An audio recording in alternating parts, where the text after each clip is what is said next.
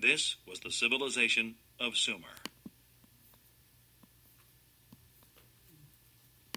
Agriculture in Mesopotamia.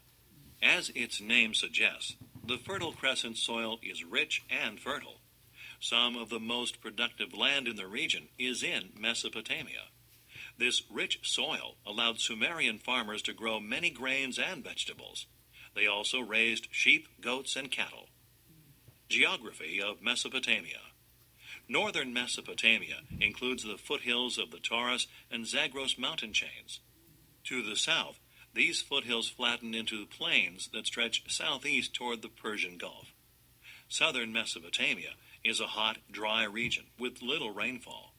At first glance, the land looks like a desert, but the soils are not desert soils. In fact, they are rich with nutrients. The southern part of Mesopotamia owes its good soil to the Tigris and Euphrates rivers. These rivers begin in the mountains of southeastern Turkey and flow south and east through present-day Iraq. The rivers unite in southern Iraq and continue to the Persian Gulf as a single waterway known as the Shatt al-Arab. For many years, the Tigris and Euphrates have carried fine, fertile soil called silt down from the mountains. Each spring, the rivers flood their banks, spreading floodwaters and silt across the plain. When the floods end, they leave behind a fresh layer of moist, fertile earth that is perfect for growing crops. But Mesopotamia's geography also gave Sumerian farmers many challenges. The heavy spring floods could wash away crops and even whole villages. During the summer, the hot sun baked the ground rock hard. With little rain for months, plants died. Farming the land. Despite these challenges, the Sumerians used technology to turn Mesopotamia into productive farmland. Remember that technology is the practical application of knowledge to accomplish a task.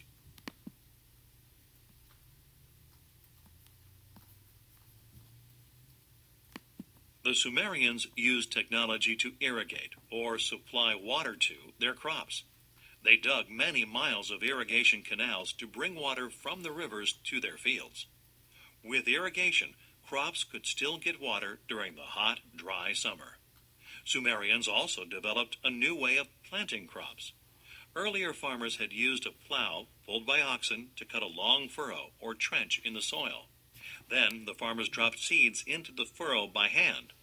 But Sumerian farmers developed a seed funnel that they attached to their plows.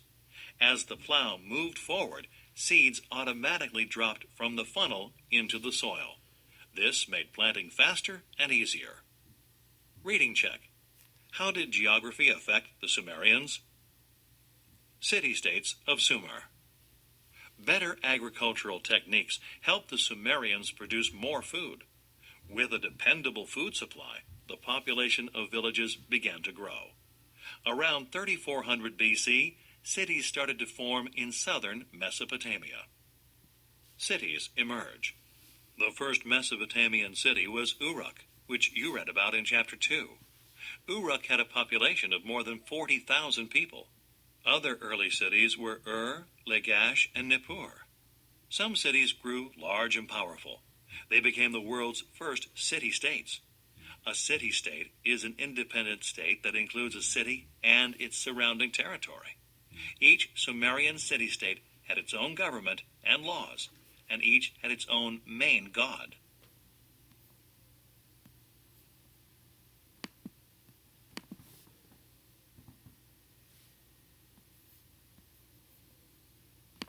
Trade. Each city-state was also a center of trade. Although southern Mesopotamia had fertile soil, it had little wood or stone and no metal ores. Sumerians traveled far to find these important resources and bring them back to their cities. Most trade was done by barter.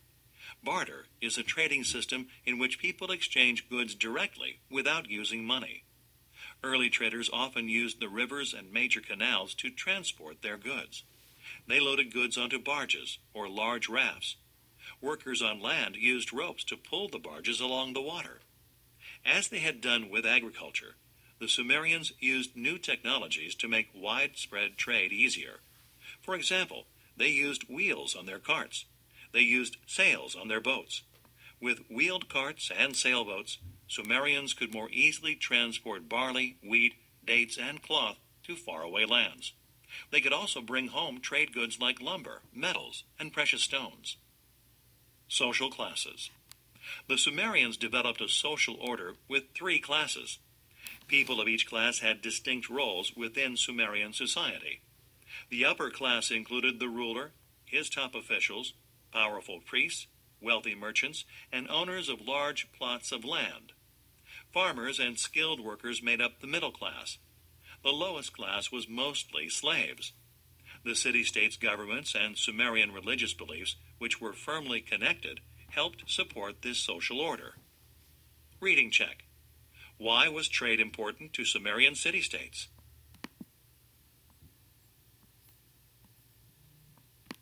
Sumerian religion. Like most ancient peoples, the Sumerians practiced polytheism, the belief in more than one god. Sumerians believed these gods controlled every aspect of life, including rain, wind, and other elements of nature. Some gods represented agriculture or other activities. Sumerians believed that the gods behaved much like people. They thought that the gods ate, drank, slept, and married. However, Sumerians also believed that the gods lived forever and had great power. If the gods were happy with people's prayers and offerings, they might bring good fortune to the city. If not, they might bring war, floods, or other disasters. As a result, Sumerians felt that they needed to keep the gods happy in order for their cities to grow and prosper. Sumerians believed that only priests knew how to communicate with the gods. They depended on priests to tell them what the gods wanted. As a result, priests had an important role in Sumerian society. Priests lived in and ran the temples in which people worshipped the gods.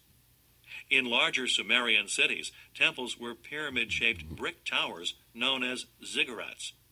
The largest ziggurats were 7 stories tall.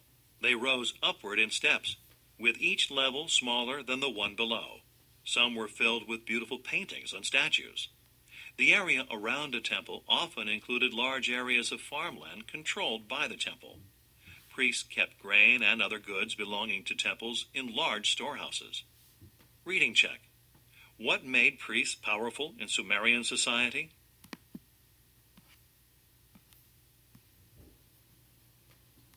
Sumerian writing. Sumerian priests needed a system to keep track of their stored goods. At first, they drew pictographs on clay. Pictographs are simple pictures that represent objects. To record the number of fish given to a temple, for example, Sumerian priests drew a fish. Then they added marks to represent the number of fish. In time, this way of keeping records developed into the world's first system of writing. Cuneiform. By 3400 BC, Sumerian priests had created a new writing system called cuneiform.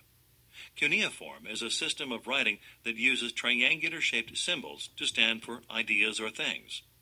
Cuneiform involved pressing wedge-shaped marks into clay tablets. By combining the marks in different ways, Sumerians could create thousands of symbols. Epic of Gilgamesh. Cuneiform was originally used to record sales, taxes, and agreements. Later, Sumerians began to use writing for more than record-keeping. Around 2000 BC, the long poem known as the Epic of Gilgamesh appeared. This poem tells about the adventures of a Mesopotamian hero named Gilgamesh. The first tablet introduces Gilgamesh. Supreme over other kings, lordly in appearance, he is the hero, born of Uruk, the wild bull. He walks out in front, the leader, and walks at the rear, trusted by his companions. Mighty Net, protector of his people, raging flood wave who destroys even walls of stone. From the Epic of Gilgamesh, translated by Marine Gallery Kovacs.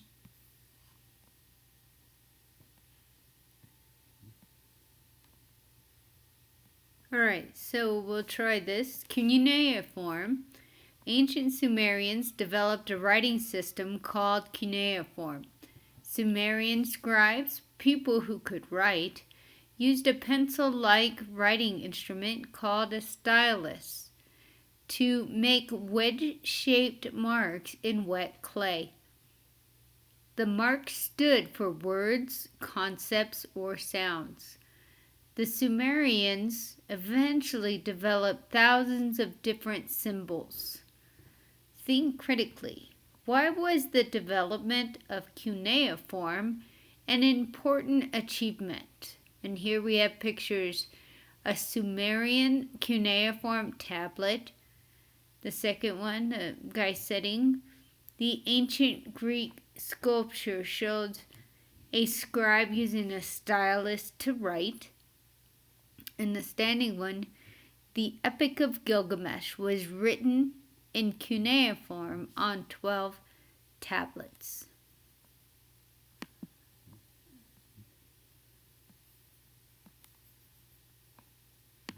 The stories about Gilgamesh are myths or made-up tales of gods and heroes. However, some scholars believe that Gilgamesh may have been a real king. These scholars think that he ruled the Sumerian city-state of Uruk sometime after 3000 BC. Reading check. How did Sumerian writing develop? Sumerian government. The first leaders of Sumerian city-states were priests, not kings. But when conflicts arose among city-states, the way cities were ruled began to change. Development of kingship. As city-states grew, people in different cities began to argue with one another over the control of land and water.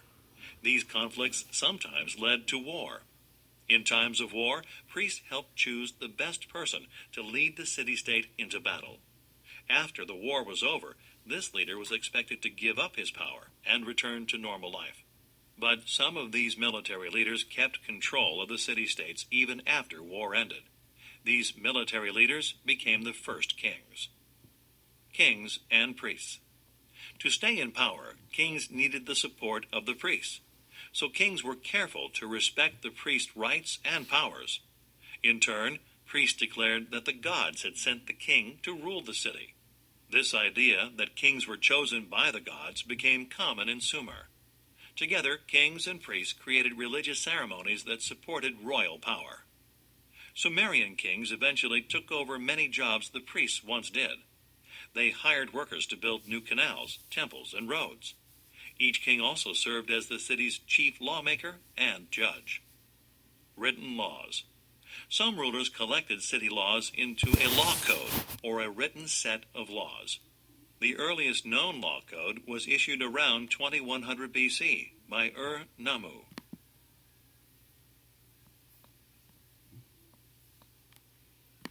The King of Ur. The Ur-Nammu law code included laws about marriage, slavery, and causing harm to other people. One law read, "If a man knocks out the eye of another man, he shall weigh out half of mina of silver." A mina is a unit of weight that varied over time, but was approximately 1 pound. Achievements.